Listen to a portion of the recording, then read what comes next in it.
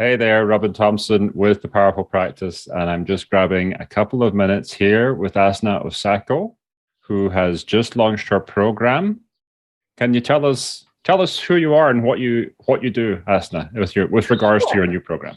With my new program. So I'm a registered drama therapist and a licensed social worker, and I am now the creator of the Balanced High Performer. And I help purpose driven professionals overcome burnout and stress so that they can reach their full career potential and have a fulfilling life outside of work. Awesome, awesome, very good. So, why did you decide to come into the coaching space specifically? What was it that attracted you to this?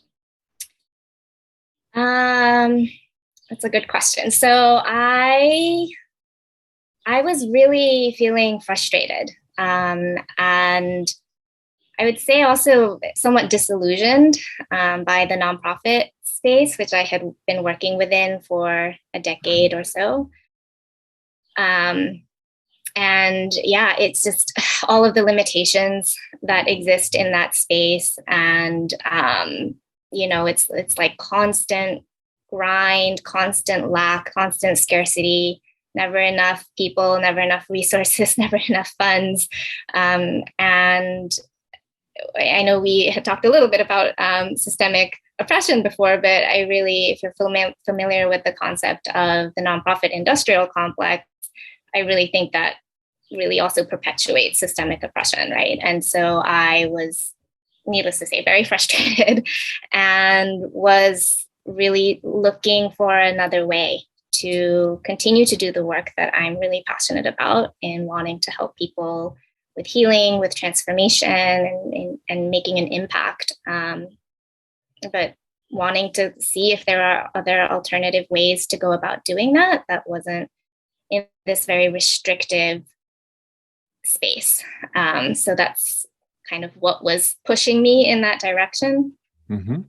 Yeah.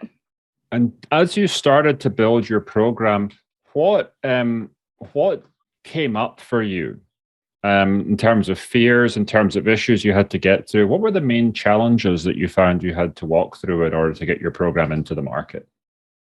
So many, Robin. um, I mean, it's really just a lot of my own limiting beliefs, I think, were my Nice. biggest barriers, and like finding myself getting stuck because of, like, for example, I don't know if you remember this, but money mindset was a big thing for me at the beginning. And just even the concept of like charging people a higher amount, for example, was a big thing that I needed to get over before I was able to like actually move forward.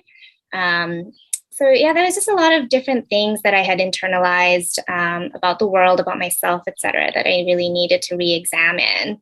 And so that was a big part of the challenge. The other part is just learning the whole landscape of marketing, sales, all of that I had never Mm-hmm. touched before, right? I'd never learned before. And that actually was one of the reasons I remember, because I had attended one of your webinars, and that's how I was introduced to you. And you talked about how mental health providers are really just not taught like the tools and the practical skills to be able to like work outside of the traditional kind of systems that exist for mental health, right? And to kind of try to launch in another direction or another path, you need that knowledge. And I didn't have any of that knowledge. And so I was like, oh, yeah, that totally makes sense. And I need to learn this. So yeah, that was part of the challenge, but also a lot of the fun. I didn't think I would actually enjoy learning about things like marketing. I was like, oh, ooh, capitalism is bad, that coming Mm-hmm. in. So I was like, I hate marketers. I don't want to become a marketer, etc. But in actually understanding it in a deeper way and having, you coach all of us through it, I really appreciate it in a different way now. And yeah, it's been actually fun. Awesome. Yeah, it's learning. It's learning that marketing is about authenticity and service. And what I Right. find is so many of the mental health professionals who come to me, they think it's about becoming a used car salesperson. Yeah. And that's the worst thing you can possibly do. You'll never sell a coaching program if you try to sell it in that way. It really is about being yourself, but learning what it is that motivates people about the solution that you want to provide. Right, Yeah. exactly. How did what would you say was the main challenge that you walked through? How did we help you to get your program into the market? How was that experience for you? I mean, I really appreciate just the tangible, concrete steps that you provide. I think I tend to kind of think sort of like I'm more like creative. I'm a drama therapist. I'm more like creative oriented, and so having someone like actually guide me through like a process that is a little more linear than how my brain usually works was really helpful. Very tangible, concrete tools and worksheets to go through, which directs like what you have to think about. It taught me to ask the right types of questions, which has been really, really valuable. And so I find that I'm able to start doing more of that for myself now.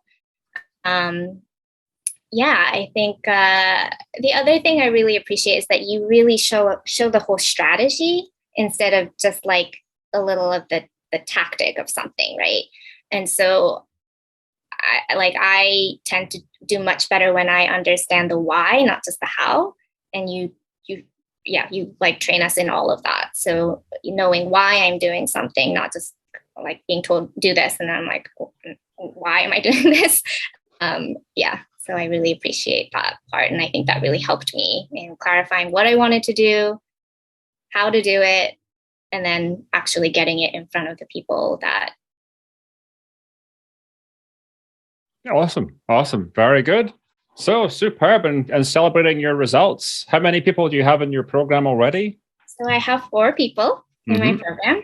First 4 sales, each of them at, if I'm allowed to say, a couple of $1,000s each, which is good. Yeah.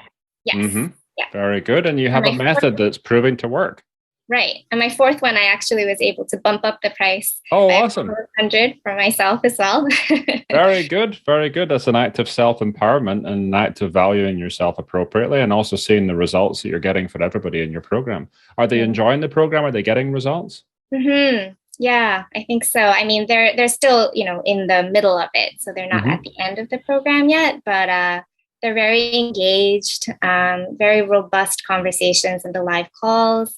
They're doing the material consistently, and it's a lot of fun. Like it's really amazing to connect with these people and to help them through the process. And I have a blast.